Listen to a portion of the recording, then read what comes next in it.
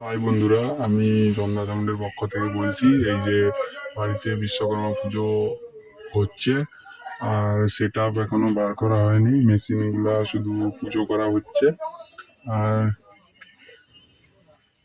সবাই একটু সাপোর্ট করতে থাকবেন, যে যাতে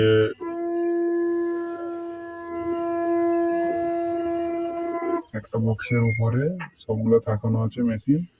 আর এই বক্সটাই শুধু বাজানো হচ্ছে। তো দুটো 4K, একটা 1200 আর একটা 701, একটা 250। আর এই যে সব মেশিন,